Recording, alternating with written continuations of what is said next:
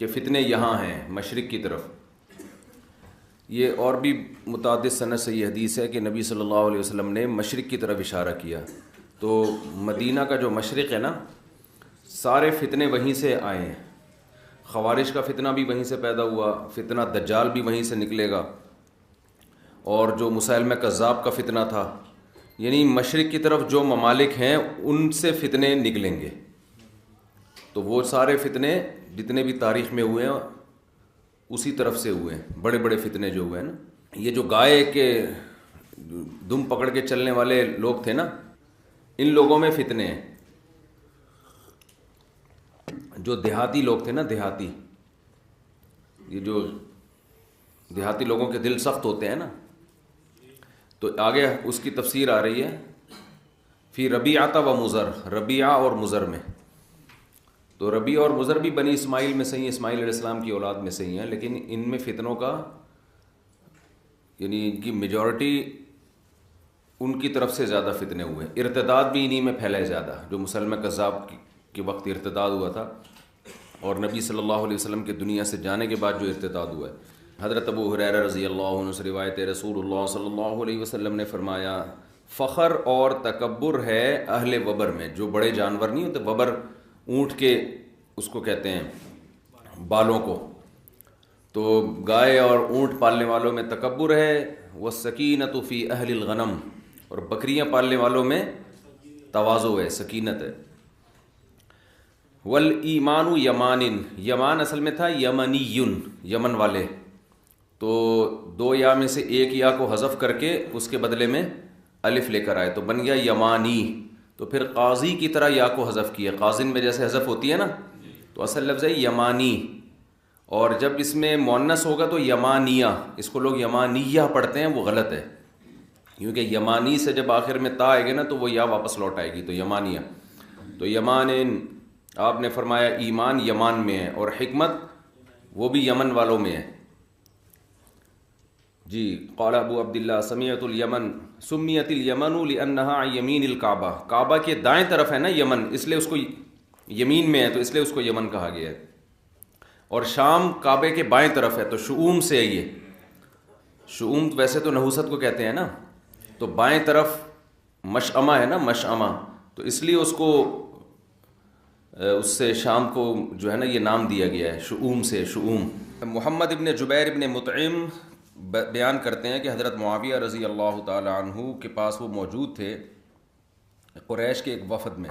تو عبداللہ ابن عامر ابن العاص رضی اللہ عنہ نے ان کو بیان کیا کہ ان قریب قحطان میں ایک بادشاہ پیدا ہوگا، قحطان قبیلے میں. اب یہ جو قحطان ہے یہ یمن کی نسل جس سے چلی ہے نا، اس کو ابو الیمن کہا جاتا ہے. اس کو جو یمن میں جو بھی ان کا جد امجد ہے وہ ہے تھا قحطان، تو آگے اسی کا قبیلہ قحطان کی نسل کہلاتا ہے. تو انہوں نے فرمایا کہ قحطان میں ان قریب بادشاہ ہوگا. تو حضرت معاویہ رضی اللہ تعالیٰ عنہ غصے سے کھڑے ہو گئے اور فرمایا کہ پہلے اللہ کی حمد و ثنا کی، اس کے بعد فرمایا مجھے یہ بات پہنچی ہے کہ تم میں سے بعض لوگ ایسی حدیثیں بیان کرتے ہیں جو اللہ کی کتاب میں بھی نہیں ہے اور نبی صلی اللہ علیہ وسلم سے منقول بھی نہیں ہے. حضرت معاویہ کو اس پہ غصہ آیا کہ انہوں نے یہ بات جو بیان کی ہے نبی کی طرف نسبت کر کے، یہ بات ٹھیک نہیں ہے، کیونکہ انہوں نے نبی سے اس کے خلاف سنا ہے. تو وہ کیا خلاف سنا ہے؟ فرمایا فَإِنَّهُ بَلَغَنِي أَنَّ رِجَالًا مِّنكُمْ يَتَحَدَّثُونَ أَحَادِيث، لوگ یہ بیان کرتے ہاں فَأُولَٰئِكَ جُهَّالُكُمْ، یہ تم میں کم علم لوگ ہیں. فَإِيَّاكُمْ وَالْأَمَانِيَّ الَّتِي تُضِلُّ أَهْلَهَا، وہ امیدیں، ان امیدوں سے اپنے آپ کو بچاؤ جو امید والوں کو جو امیدیں ہلاک کر دیں. فإني سمعت رسول الله صلى الله عليه وسلم يقول إن هذا الأمر في قريش لا يعاديهم أحد إلا كبه الله على وجهه. یہ جو معاملہ ہے نا خلافت کا، یہ قریش کے پاس ہے، اور جو بھی ان سے اس معاملے میں دشمنی کرے گا اللہ اس کو رسوا کر دے گا. ما اقاموا الدین، جب تک کہ وہ دین کو قائم رکھیں. تو اصل میں بات یہ ہے کہ جس نے بھی حضرت معاویہ کے سامنے یہ حدیث پیش کی، پوری حدیث پیش نہیں کی، تو ایسا نہیں تھا کہ اسی دور میں ہوگا، بلکہ آگے حدیث آ رہی ہے کہ قحطان میں ایک شخص پیدا ہوگا جس کے ہاتھ میں رعایا ہوگی، کنٹرول ہوگا. تو یہ حضرت مہدی کے بعد ہوگا، یہ یمن میں، یعنی یہ قرب قیامت میں اور علامات قیامت میں ہے، تو یہ اس دور کی بات نہیں ہے، بلکہ یہ بعد میں قرب قیامت میں ایک شخص پیدا ہوگا جو شام میں ہوگا، قحطان قبیلے سے اس کا تعلق ہوگا، آگے حدیث میں آ رہا ہے، وہی پھر اس حدیث کی تشریح کرتے ہیں۔ حضرت معاویہ کو غصہ غضب شاید اس وجہ سے آیا کہ خلافت میں یا حکومت میں وہ دراڑ پیدا کرنے کے لیے بھی اس طرح کی باتیں ہوتی ہیں نا، کیونکہ حضرت معاویہ نے بھی سنا نبی سے، اور بھی اس بارے میں آپ نے حدیثیں ہیں کہ خلیفہ قریشی سے ہوگا، تو یہ بہت ساری احادیث اس بارے میں، تو ان کو یہ تھا کہ یہ بات تو مسلمان مان چکے ہیں کہ خلافت کس میں ہوگی، وہ قریش ہی اس معاملے کے اہل رہیں گے۔ تو ہم نے یہ جو اتنا نبی صلی اللہ علیہ وسلم سے تواتر سے ایک بات سنی ہے، تو یہ اس کے خلاف کیسے حدیث پیش کر رہے ہیں؟ یہ جو آج کل جمہوری نظام ہم پر مسلط ہے نا، یہ بھی بیکار نظام ہے، اس سے کبھی خیر کی امید نہ رکھیں۔ لیکن اگر چاہے اس غلط نظام کے بعد بھی کوئی ملک کا حاکم بن جاتا ہے تو وہ پھر حاکم بن جاتا ہے، پھر اس کو ماننا پڑے گا۔ تو ایک ہے آپ کے اختیار میں ہو کہ صحیح طریقے سے سلیکشن، تو اس میں تو صحیح طریقہ اختیار کیا جائے گا، لیکن آپ کے اختیار میں نہیں ہے اور صحیح طریقے سے سلیکشن نہیں ہو رہی، تو جو بھی سلیکٹڈ ہوگا تو وے آف سلیکشن جو بھی ہو آپ کو اس سلیکٹڈ کو ماننا پڑے گا۔ سمجھتے ہو؟ یہ جو خلافت عثمانیہ تھی، یہ تو خلافت تھی نا، سب علماء کا اتفاق تھا خلافت تھی، یہ تو اجمیوں کی تھی، عربوں کی تھوڑی تھی۔ پھر جو بغداد کی خلافت تھی، جو بنو عباس کی خلافت تھی، اس میں اگرچہ قریش کی خلافت تھی، لیکن زمین کا بہت بڑا حصہ وہ قریش کے ہاتھ میں نہیں تھا، وہ بہت بڑا حصہ اجمیوں کے ہاتھ میں تھا، تو اس کو بھی مانا گیا ہے۔ سمجھتے ہو کہ نہیں سمجھتے ہو؟ اچھا، آج کل یہ نعرے بہت لگ رہے ہیں کہ خلیفہ ایک ہی ہونا ہے، خلافت تو ایک ہی ہو، تو ایک خلافت اب تک مسلمانوں میں سوائے خلفائے راشدین کے اور حضرت معاویہ رضی اللہ تعالیٰ عنہ پر جو اتفاق ہو گیا تھا، اس کے بعد چند دن بنو امیہ کی، اس کے بعد سے آپ تک ایک خلیفہ مسلمانوں کا نہیں رہا ہے۔ تو جو کام 1200-1300 سال میں نہیں ہوا، آپ اس کام کے پیچھے اب اپنی صلاحیتیں کیوں ضائع کر رہے ہو؟ سمجھ میں آ رہی ہے بات؟ اور ہم نے جب اس پہ مطالعہ کرنا شروع کیا نا، اسٹڈی کرنا شروع کی، تو ہمیں یہ پتہ چلا کہ اس وقت سے علماء لکھ رہے ہیں کہ اگر مسلمانوں کی حکومتیں دنیا میں پھیل جائیں تو پھر کوئی حرج نہیں ہے کہ ادھر کا خلیفہ الگ ہو ادھر کا خلیفہ الگ ہو، اس میں کوئی حرج نہیں ہے، اس لیے کہ اس ایک خلیفہ کے لیے اتنے بڑے علاقے کو کنٹرول کرنا بھی ممکن نہیں ہے۔ سمجھتے ہو؟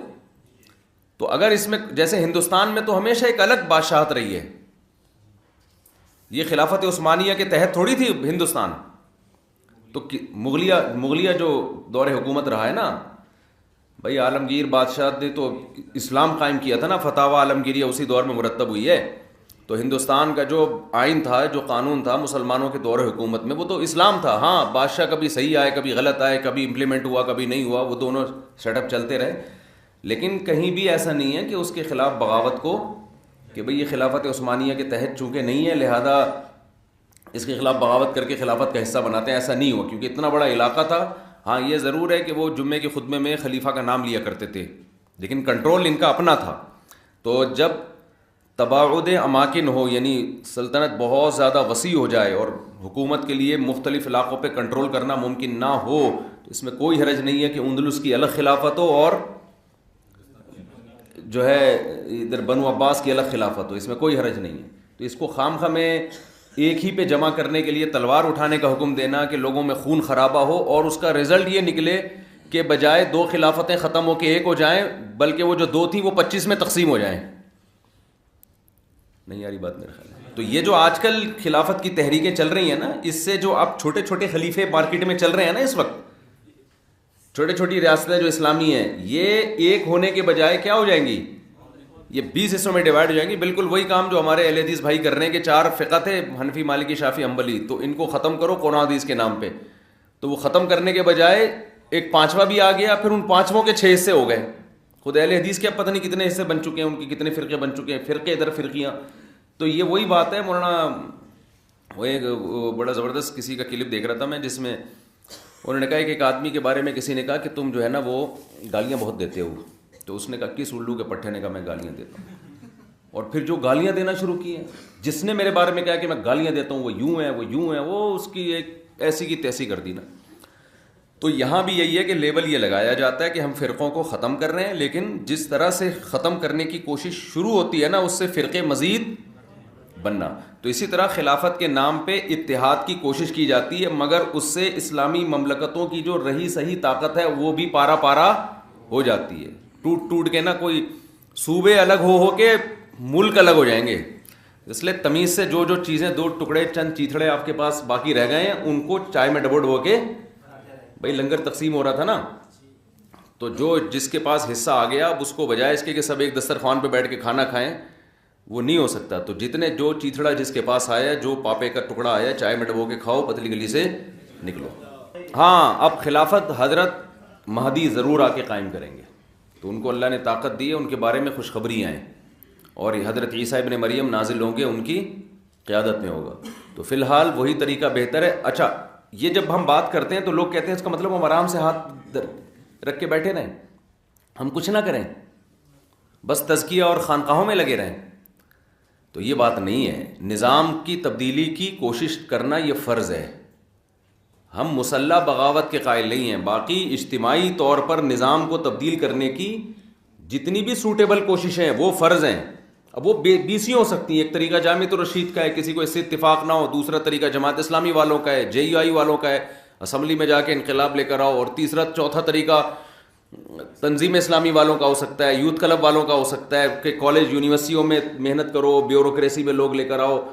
تو یہ 20 طریقے ہو سکتے ہیں. ان میں سے کوئی بھی آپ کو سوٹیبل لگے وہ طریقہ آپ پر اختیار کرنا فرض ہے. تو ہم یہ نہیں کہہ رہے کہ سسٹم کو تبدیل کرنے کی کوشش نہ کریں, مگر اس طریقے سے تبدیل کرنے کی کوشش کریں کہ تبدیلی کے امکانات ہوں. اس طریقے سے کہ رہے سہے سے بھی جائیں, وہ طریقہ مناسب نہیں ہے. چلو بھائی ڈبل حديث نمبر 3502 وبه قال حدثنا يحيى بن بكير قال حدثنا ليث عن عقيل عن ابن شهاب عن ابن المسيب عن جبير بن مطعم قال ما شهدت انا وعثمان بن عفان الى رسول الله صلى الله عليه وسلم فقال يا رسول الله اعطيت بني المطلب وتركتنا. آپ صلی اللہ علیہ وسلم اہل قرابت تھے ان کو غنیمت میں حصہ دیا کرتے تھے نا, تو اللہ نے حکم دیا. تو حضرت عثمان ابن عفان رضی اللہ تعالیٰ عنہ گئے اور جبیر ابن مطعم گئے. انہوں نے عرض کیا یا رسول اللہ آپ نے فلاں فلاں بنی مطلب کو دیا اور ہمیں چھوڑ دیا. تو آپ نے فرمایا کہ انما نحن وهم بمنزلۃ واحدۃ, انما نحن وهم منک بمنزلۃ واحدۃ, وہ اور ہم آپ کی نسبت کیا ایک ہی منزل ایک ہی جیسے ہیں, یعنی ایسا نہیں ہے وہ مجھ سے قریب ہیں اور آپ کا رشتہ ان کی نسبت مجھ سے دور ہے. فقال النبی صلی اللہ علیہ وسلم انما بنو ہاشم و بنو المطلب شیء واحد, ٹھیک ہے نا, ایک ہی چیز ہے وہ. تو یہ بھی قرابت کی فضیلت بیان ہو رہی ہے نا. امام بخاری جب احادیث پر کوئی باب باندھتے ہیں نا تو ادنا سی بھی مناسبت ہونا تو وہ حدیث کو ذکر کرتے ہیں. بخاری اور دیگر حدیث کی کتابوں میں یہ فرق ہے کہ صحیح بخاری میں جو ترجمۃ الباب ہے اس سے متعلق جب حدیث آئے گی تو اس میں تلاش کرنا پڑتا ہے کہ اس کا ترجمۃ الباب سے مناسبت اس کی کیا ہے. مثال کے طور پر آپ نے بخاری اول میں پڑھا ہوگا نا کہ جو بدریین کی فضیلت پر احادیث ہیں, تو ان میں ہر وہ حدیث لے کر آئے ہیں جس کا حالانکہ بدر کی فضیلت سے کوئی تعلق نہیں ہے, لیکن صرف اس حدیث میں یہ راوی نے یہ بیان کیا وکانہ بدرین, یہ صحابی کہاں کے تھے, بدر کے تھے. تو اتنی مناسبت بھی تھی تو وہ حدیث لے کر آئے ہیں, کیونکہ یہ بھی امام بخاری کی نظر میں ایک فضیلت ہے نا کہ راوی اس صحابی کی اس صفت کو ہائی لائٹ کر رہے ہیں کہ وکانہ بدرین. سمجھتے ہو کہ نہیں سمجھتے؟ اس لیے ہمارے حضرت فرمایا کرتے تھے, حضرت مفتی رشید احمد صاحب رحمہ اللہ, کہ صحیح بخاری میں اللہ نے بہت علم رکھا ہے, یعنی جو بخاری کے جو مضامین ہیں نا, لیکن اس کے لیے کھوپڑی چاہیے. بڑا زبردست بھائی نے جملہ حل کر دیا. عبداللہ ابن زبیر رضی اللہ تعالی عنہ حضرت عائشہ کو سب سے زیادہ محبوب تھے نبی اور ابو بکر کے بعد. عبداللہ بن زبیر جو آپ کے بھانجے تھے حضرت عائشہ کو بہت زیادہ محبوب تھے. آگے چلیں. ہاں وکان ابر الناس بہا, اور عبداللہ بن زبیر بھی لوگوں میں سب سے زیادہ اچھا سلوک امی عائشہ کے ساتھ کرتے تھے. ایک تو خالہ ہونے کی وجہ سے اور ایک نبی کی زوجہ ہونے کی وجہ سے بہت زیادہ خیال کرتے تھے. وَكَانَتْ لَا تُمْسِكُ شَيْئًا مِّمَّا جَاءَهَا مِن رِّزْقِ اللَّهِ, اور حضرت عائشہ کی عادت یہ تھی کہ جو کچھ ان کے پاس اللہ کی طرف سے آتا اسے فوراً صدقہ کر دیا کرتی تھی.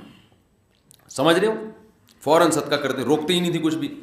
اللہ تصدقت فقال ابن الزبیر, عبداللہ بن زبیر کو خیال ہوا کہ بھئی یہ تو اپنے لیے کچھ رکھتی نہیں ہے. صحابہ کی لڑائیاں بھی کیسی خاندانی ہوا کرتی تھی, دیکھو آپ, آج لڑائی ہوتی ہے کہ مجھے تو کچھ دیا ہی نہیں اس میں سے, سارا خالہ خود کھا گئیں.